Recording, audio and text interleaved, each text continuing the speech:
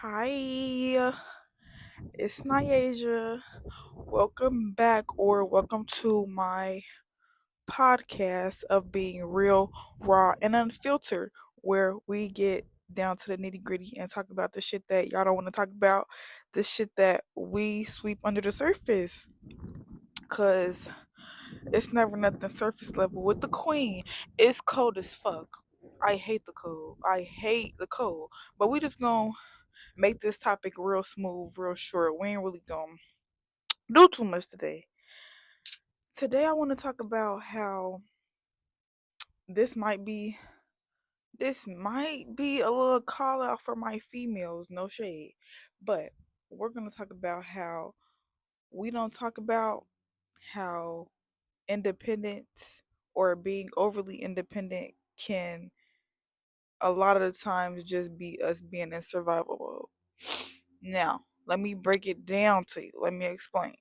Now, a lot of the times as women, a lot of us know how that is, how we are taught to be independent to the point where we don't need nobody for nothing. We don't need a nigga for nothing. We could do everything and anything on our own. And don't get me wrong, we can do a lot of stuff on our own. Like a lot of us are very strong, independent women, but just because you were conditioned or taught to be independent, a lot of the times that don't mean we want to be independent. A lot of us we won't help, but we don't want to ask for help because we was taught that needing people or needing someone leads to disappointment. So what have we done? We've been taught and we've taught ourselves to not need nobody for nothing. And in a way that can be a strong trait, but I feel like in a way it can also be detrimental because when it comes to life, I don't feel like nobody is meant to do life alone.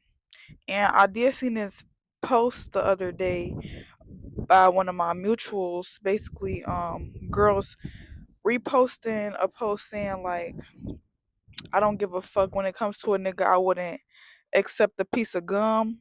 I wouldn't accept a burger. And no, that's real as fuck. Like I feel y'all on that, but is that how you is that how you want to be, or is that just how you are? Like, is that how you want to be for the rest of your life? Because ain't nobody saying take a nigga for everything he got, bitch. Leave that nigga with nothing but his draws.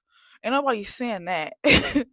Cause of course we shouldn't do that. But back to what I said, like nobody is meant to do life alone. Like you're not supposed to take on everything on your own. You don't have to be so overly independent. This is also to myself because like I said, as a female, I know how that shit get. Like not wanting to let nobody do nothing for you because you've been doing shit for yourself damn near all your fucking life or for majority of your life to where it's just like you don't want to have nobody throw that shit in your face or you don't want to be a burden to other people. I understand, sweetie. Give me a hug. Now, what if I told you that being hyper independent? Oh, bitch, I'm crying. What the fuck? What if I told you that being hyper independent isn't necessarily the healthiest thing, or that it isn't healing? Because when it comes to growth and growing as a person, receiving without n- feeling like you need to be in control or feeling like you're gonna lose control. That should be the main goal, to learn to receive without overgiving, or to learn to receive without expecting, or without thinking that the worst is going to happen. Because a lot of times when we expect for disappointment, that's when we get disappointment. I know right now it's easier to just feel like, oh, I got it. Like I could just do everything on my own. But it later down the line, it might be whether that's a friend, a lover, anything. It might be somebody come down the line. help you take that weight off your shoulders. But it's up to you to learn how to be receptive towards that, because if you're not receptive towards that, then it's easy for good things to run away. And you don't want to miss out on your blessings because you don't know how to be open to receiving.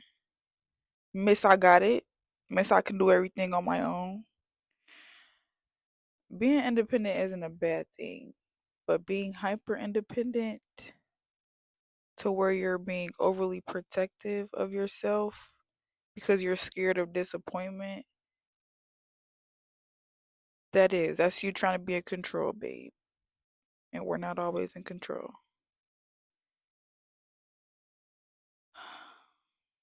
If you knew better, you would do better. If you knew better, you would do better.